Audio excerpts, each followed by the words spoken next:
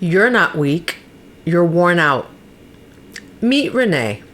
She's 42, a mom, a woman with a degree, two daughters, and a history that stretches back more than half her lifetime with a man who always made her feel like less.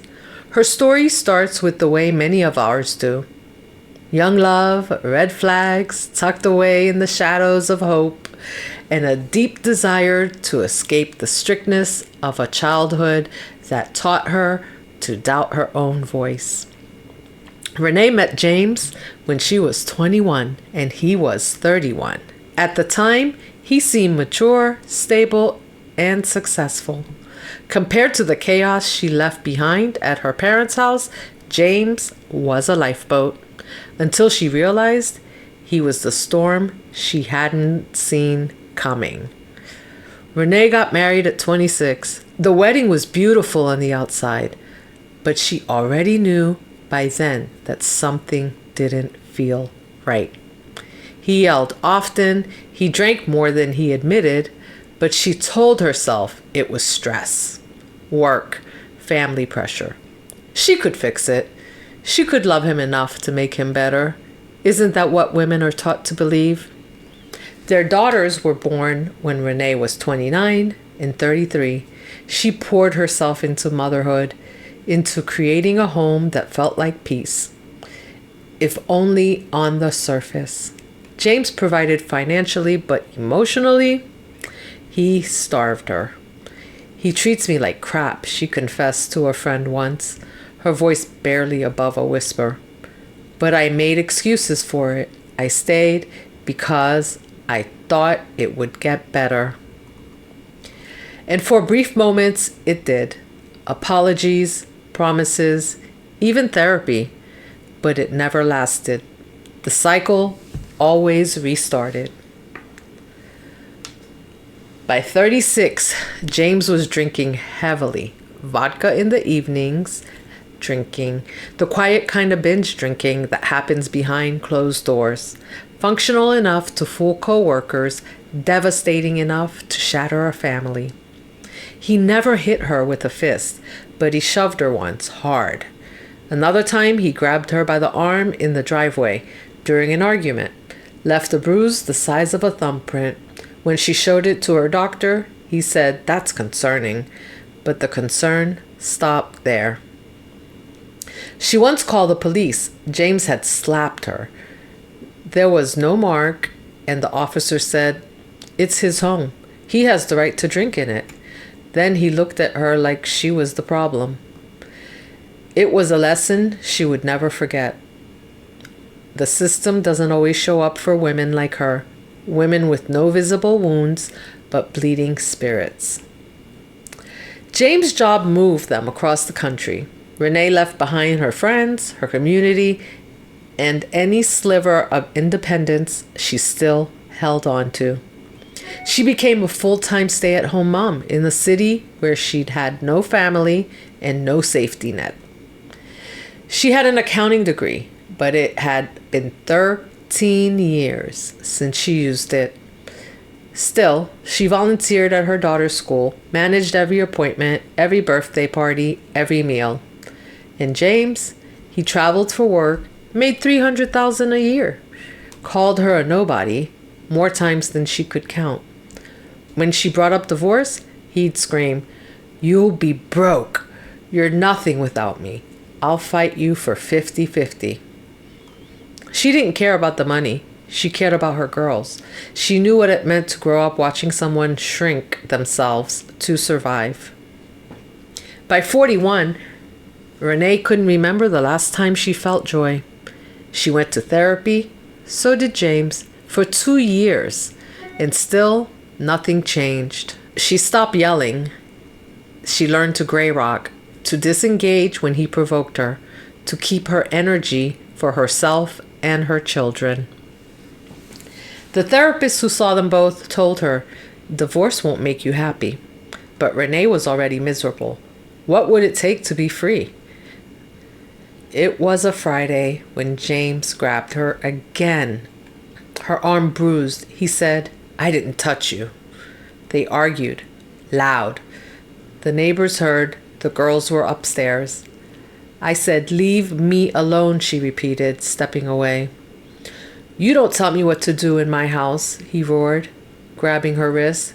"You think you can just walk out and live on your own? You'll be crawling back in a month." Renee pulled her arm free. "I'm not crawling anywhere anymore."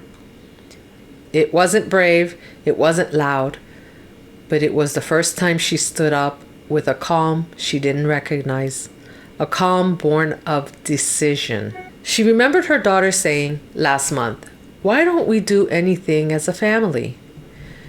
She remembered her teen locked in her room, headphones in, eyes empty. She remembered her 9-year-old asking if Daddy was mad at Mommy again. That night, Renee didn't pack a bag. She opened her laptop. She found a woman's shelter near her. She read everything she could about protective orders, alimony laws, custody cases. She started documenting everything. Renee began calling lawyers. She found out what she was entitled to. She started setting money aside. Every grocery store trip, $10 stashed in a tampon box under the sink.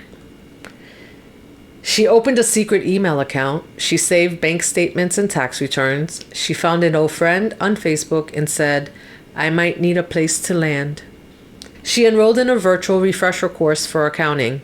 Nights, when James traveled for work, she'd stay up studying. And she prayed hard, not for him to change anymore, but for the strength to walk away. When James found her resume printed out, he threw it on the kitchen counter. "What is this?" he barked. "I'm applying for a job," Renee said, without looking up. He slammed his hand on the counter. "You think you're going to make it out there? You haven't worked in years. No one's hiring a washed-up housewife." She kept her voice steady. "Then I'll be the best damn washed-up accountant they've ever seen." The shock on his face told her everything. He hadn't expected her to talk back. He tried other tactics: guilt, love bombing, promises, then threats. "You'll lose the girls. You'll be poor. You're ruining our family." But she knew the truth. It was already ruined, and she wasn't the one who broke it. When she finally left, it wasn't loud. It wasn't easy. It wasn't clean. But it was hers. The hardest part wasn't telling James. It was telling her daughters. She sat them down on a rainy Saturday and said, "Mommy loves you. This isn't your fault, but we're going to be living somewhere new soon. Somewhere peaceful." Her oldest cried. Her youngest asked if they could bring the cat. They didn't ask why. They already knew. James didn't make it easy. He yelled, he cried, he threatened. Then came the cold silence, the long emails full of accusations, the texts that swung from begging to blaming. "You're nothing without me. You'll regret this. I'll make sure everyone knows you're unstable." But by then, Renee had learned how to breathe through the noise. She had backup plans. She had a safe place to go. She filed for temporary custody. She had legal aid on speed dial. She journaled everything. He tried to lure her back, showing up at the kids' school, calling her mother, sending her flowers with cards that read, "Remember when we used to love each other?" She didn't answer. She didn't argue. She was done explaining why she needed peace. Months later, just as the divorce proceedings were dragging into another delay, Renee got a call. A recruiter had seen her profile on LinkedIn and was impressed by her recent coursework and her volunteer work. It was a remote contract for a nonprofit that helped women escape domestic violence. The twist? The organization was the same one she had reached out to when researching shelters. They remembered her clarity, her voice. "You don't just sound qualified," the woman on the other end said. "You sound like someone who's been there and knows how to lead others through." Renee's first paycheck came on the anniversary of the day she left James. It wasn't just a new chapter. It was the start of her becoming the woman she needed all along. Renee didn't bounce back overnight. The first few months were a blur of lawyer meetings, therapy, budgeting, trying to remember how to breathe. She cried in the shower. She questioned everything. She had days when she thought, maybe I should have stayed. But slowly things began to shift. She slept without fear. She started dancing in the kitchen again. She and her daughters created a Sunday morning ritual with pancakes and music. One day her teen daughter said, "You seem lighter, Mom." And Renee realized she was. Dear woman over 40 who's reading this, if you're feeling dead inside, if you've been shrinking, surviving, and sacrificing for a marriage that's been stealing your joy, this story is for you. You're not weak. You are not worn out. You've been carrying too much for too long with too little support. But you can rewrite your story just like Renee did. Not because it's easy, but because you and your children deserve peace. Because you deserve to wake up and not feel dread in your chest. Because abuse isn't always a black eye. It's also the bruise on your arm he says isn't real. It's the financial threats, the gaslighting, the silence. The way he turns the world against you and makes you think you're the problem. You're not. You're a phoenix waiting to rise. Stay with us as we continue this journey.